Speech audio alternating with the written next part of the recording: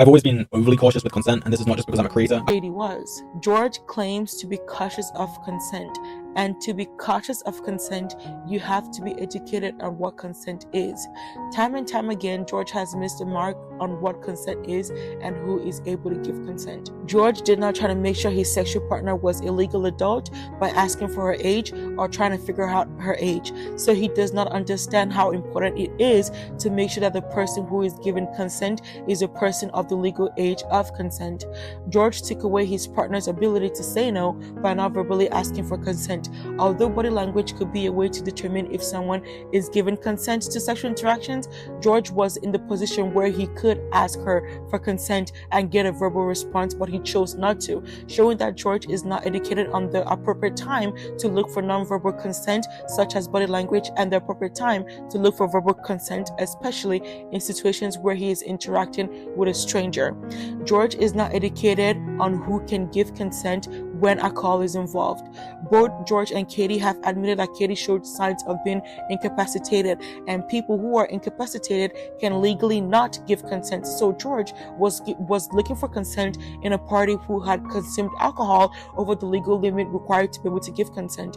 Although there is no number to determine what those limitations are, Kaiti was showing signs such as not being able to maintain her balance, which is one of those signs of being over the limitation. George shows another sign of being uneducated on what consent means, because George admitted to not wanting to ruin the mood by asking for consent.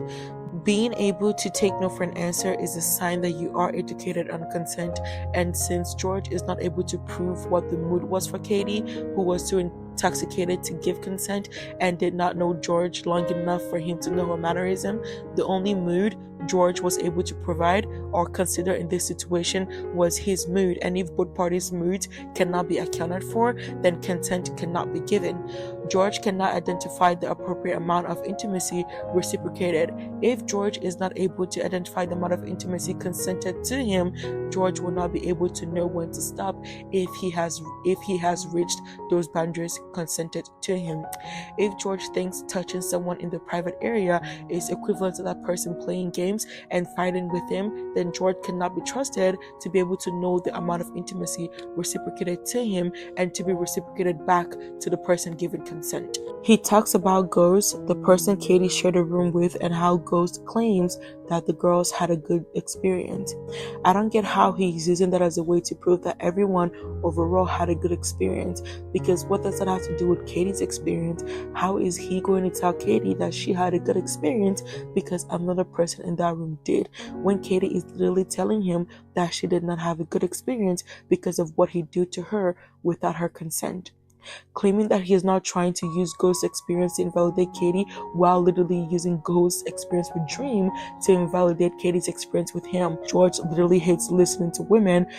Ghost said that Dream did not do anything wrong to Kaiti because Dream was being accused of doing something wrong to Kaiti by a person called Harry, and Ghost is coming out to say that Dream did not do anything wrong to Kaiti. Ghost is not defending George. Ghost is defending Dream. George is not Dream, and Dream is not George. How does he even not listen to what women tried to say? These women were saying something completely different, and he is trying to put words in their mouth or say something that they did not tell him. If Ghost had a good experience with George, then this would have been a totally different conversation. But the good experience that Ghost had was not with George, it was with Dream. This still does not prove that because Kaiti had a good experience with Dream, that means that she automatically had a good experience with George. Kaiti is accusing George of sexual assault. Kaiti is not accusing Dream of sexual assault. So the experience that she had with both of them cannot be comparable or interchangeable.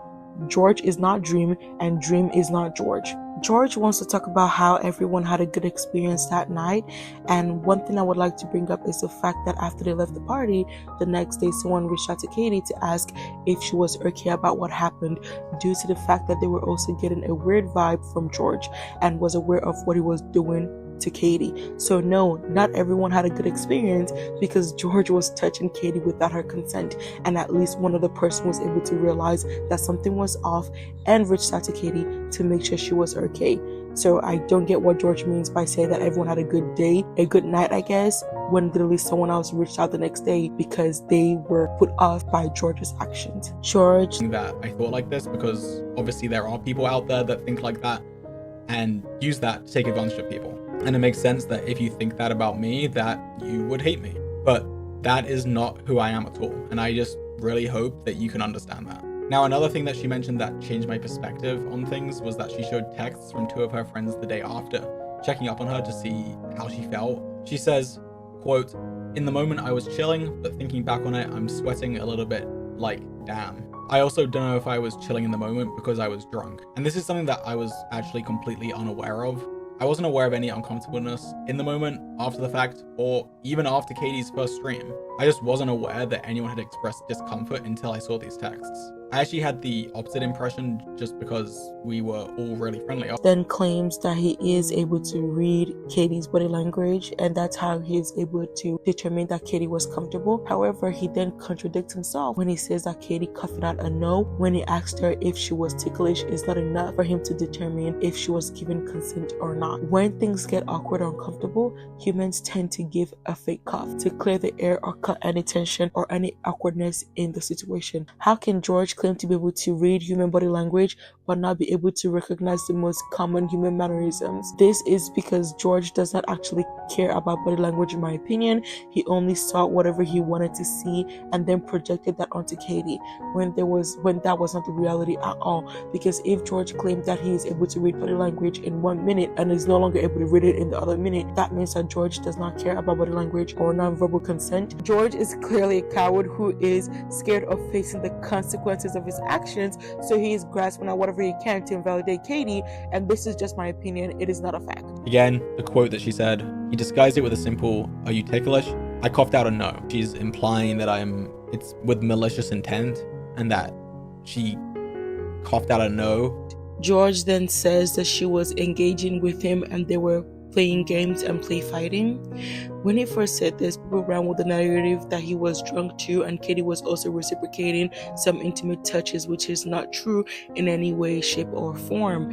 George was caressing her body without asking for her consent, and his idea of reciprocating was her playing fighting with him. If George felt that it was appropriate to touch her breast in front of people who essentially are strangers to her without her consent, it makes me question George, Dream, and the other friend who was there, because why does George feel comfortable touching a woman who was intoxicated without her consent in front of them like it's something casual to them, especially since Caiti was not engaging with him in any way. George was touching her boobs, and the only appropriate for Caiti to equally reciprocate those intimate touches is touching him in intimate areas as well.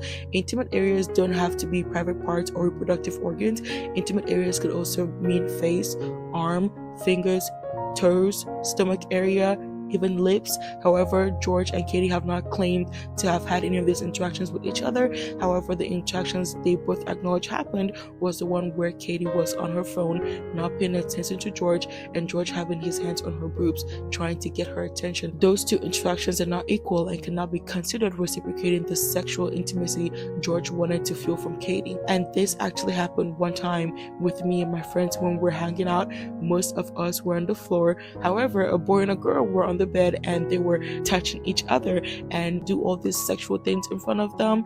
That has to be some level of sexual exploitation, because some people like to be watched, but not everyone likes to watch. So consent has to be involved if you're performing sexual acts in front of other people. The other girl that Caiti met at the VidCon like 2 days ago texted Caiti asking Caiti if she felt comfortable with George touching her without her consent, and especially with their age gap. So everyone there knew that he was touching Caiti, and they did not consent to them watching him touch Caiti. So like, I'm just asking, is it normal for him and his friends, and have they done this to other people? Did they just like have somebody come in and then they watch as one of them touches that person. It's so weird. And this is just my thoughts and opinions. It's not a fact. He then proceeds to talk about Caiti in the most belittling and condescending manner. This whole interaction starts off the fact that Caiti could not give consent because she was drunk. He then tries to gaslight the whole internet by convincing himself that he could read her body language and know signs of nonverbal consent, but then ignoring the signs that clearly show that she was uncomfortable. He is not trying to make it seem like Caiti does not actually hate him and she is not having a bad experience with him, and the only reason why she's coming out about her assault is because her friends hate him and are influencing her in an attempt to ruin his career.